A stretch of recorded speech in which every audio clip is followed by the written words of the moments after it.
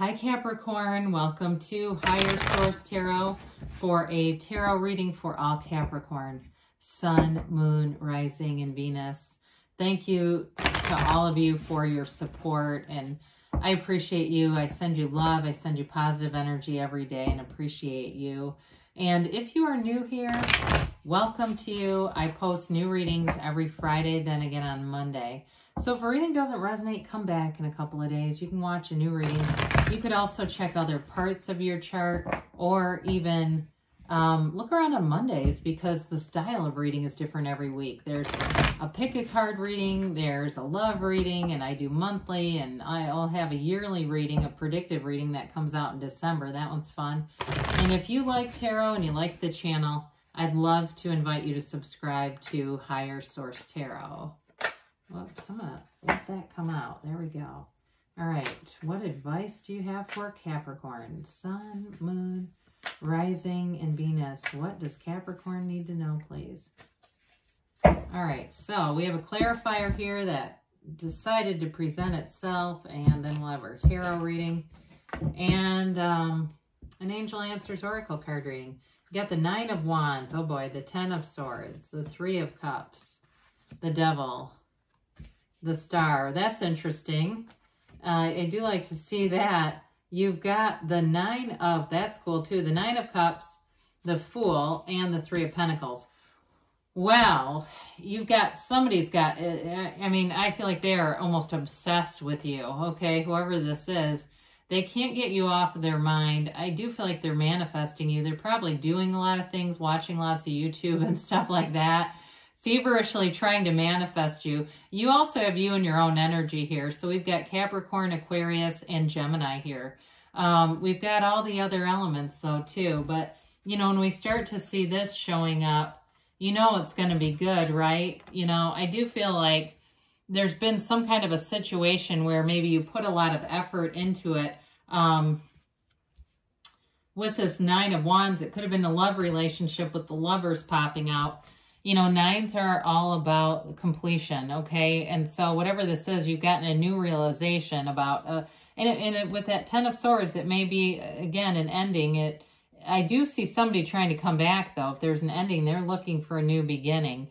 So with the Nine of Swords, it leaves you a bit skeptical, you know, questioning some things. And also, too, I feel like you're in a place where if you're single, or if it's something even with a job, too, you won't jump right into things without kind of looking and analyzing and taking it in and deciding if it's worth your time, because you're worth it to do that. You can do that if you don't, you know, and especially too in the job market right now, there's certainly a surplus of jobs. And so it's like you don't have to necessarily settle like maybe we did, you know, 2 years ago. Things were just in a different place. So with this Nine of Wands, again, it's growth and enterprise expansion too. So the Ten of Swords, though, showing up here, there was definitely an ending with somebody, and it felt difficult. You know, there's pain here. It can be, though, for some of you, it can be a bit of an overly dramatic kind of energy. So it could have been you who broke it off with somebody, and they, you know, they reacted to it. They had a big reaction to it because this is like high drama as well. But with the tens, it is a new cycle. So I do feel like things are coming up into a very positive place, especially with the Star and the Nine of Cups and the Fool moving forward. So if you have a new relationship coming in, I do feel like there's somebody who's just got you on their mind. It might be that new person, that's possible. But it also could be somebody from the past who's got a bit of jealousy going on.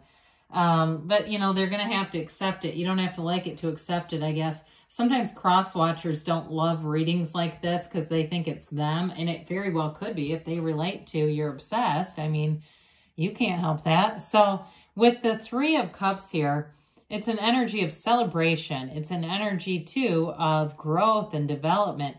We like this in love readings because the threes are about a growing love. It's like the twos are sort of that initial coming together. And then with the threes, and that's also the number of the Empress, the love grows, it expands, it multiplies. So with this, you also, the threes here also represent subconscious expansion. And you have that a couple of times with the Lovers. The Lovers is a card of a relationship that is going to be long-term. It's deep, it's meaningful, it's in something important in your life right here. And so with the Lovers, it's also overcoming obstacles. It's deciding to love. It's choosing love. That's what it really is. It's that choice to love and to emanate love no matter what. So if you encounter people who are blaming you and all that kind of stuff, and you're just returning love, you just keep returning out love and detaching from their energy. That's what the Lovers will do. The Lovers, too, of course, is a card of an archangel, Raphael here, influencing Adam and Eve. So Adam is the conscious mind, Eve is the subconscious, but Eve looks to the divine, okay? The subconscious connects with the divine, and that's how we limit temptation. It's a card, again, with the Lovers of moving towards love and away from temptation, away from things that would hurt relationships. So interestingly enough, whenever you have the Devil and the Lovers, we might as well pick this up too. You know, there's definitely some similarities, right? But the Devil holds up his hand because he uses his 5 senses to kind of try to control the environment, and that doesn't work very well. And it's that obsessive energy, and like I said before, there may be somebody who's not particularly happy to see you move on. It's an energy of slander, it's toxic cycles, it's limiting beliefs, it's also not living up to potential.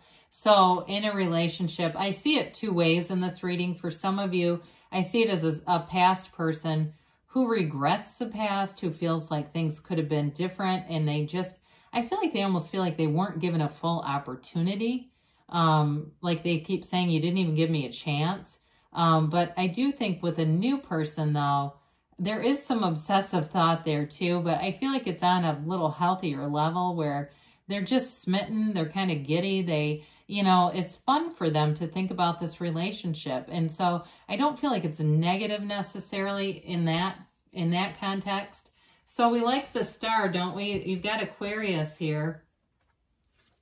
And 4 major arcana, so we like to see that. This is, it's new hope. It's wish fulfillment along with the 9 of Cups. And it's really revelation. It's like really knowing your own power, your inner strength. It's a card of self-care, really taking good care of yourself, but it's also a card of meditation, right? So this is the pool of consciousness, source energy. And so it's being connected with that energy and allowing that to flow through you. So I do feel like you manifest a love relationship that, checks all the boxes. The person's fun, they're stable, they have, stable financially, emotionally, mentally. They may be a bit creative. I see them either doing something with art or even building things. It's like they like to make stuff. I feel like whoever this is, they like to make things. They like to be creative. And that's part of that, that sort of like dreaminess of this energy where they're good at just seeing different ideas and having fun with it. And talk about having fun. We've got the 9 of Cups. It's high vibrational energy. It's also feeling proud too, okay? So I do feel like if somebody says something bad about you, it has almost no impact on you with this kind of energy. You're more focused on what you want in this energy and being in the place of contributing, giving, receiving, building one another up. It's a card of hospitality too. So I don't know if somebody has somebody coming to stay at their house. I know this is random, but that comes in too, like having a house guest for a while, but it's fun. They don't overstay their welcome. It's fun to have them there. You're enjoying life. It can be a card too of manifesting other things. You do have a card of the home here, but I don't see a lot of other things, in terms of cars and stuff like that. But it's definitely wish fulfillment, and it's feeling full. It's feeling happy, overjoyed. You've got that many times here. So with the Fool, this indicates a transition for you. The Soul's always victorious too. So in the energy of the Fool, you move forward without any resistance. You are not chained like in the Lovers. You're completely free. And this is also the beginner's mind. So in new relationships, it's that energy of being excited to see the person, to learn more about the person, and being enthusiastic in general, though. It's a card of having a lot of trust in a situation, and being open to that, especially with a new relationship. They haven't done anything that would show you not to trust them. There's no reason to. And so you go forward in this unconditional way. People enjoy this energy, being around this energy, because you have a very open mind here. You're unconditional. You're very easy to talk to and fun. There's a lot of laughter here. It's that energy of, too, feeling like you have a fresh, clean slate. It's a brand new way of being in a situation. And you know, with this too, you've had past experiences, but you're not living there. So you're not bringing all the negative stuff up with you into a new relationship. It's really being delivered into something positive, uplifting, and kind of just ready to get out and see the world. So with this Three of Pentacles, again, you've got wonderfully harmonious energies here, 2 3s also. And so that expanding, growing relationship shows up again here too. But this is more in that the area of stability. So that long-term commitment, making future plans together. It also is respecting each other, understanding each other. And in work and money too, same thing, where money grows, but you also have a mutual respect for the people around you. And so the good ideas flow and harmonize here, where you've got complementary traits. Everything works together in a positive way. There's no competition here. And so the ego is pretty much at bay throughout the reading. Again, I do feel like there's somebody that has, there's somebody who thinks about you a lot, whether it's this past person who, you know, is kind of obsessively toiling away, or again, a new person who just does it for the reason that they're falling in love and they want to think about you. All right, Cap, let's see what else we have here with the angel answers.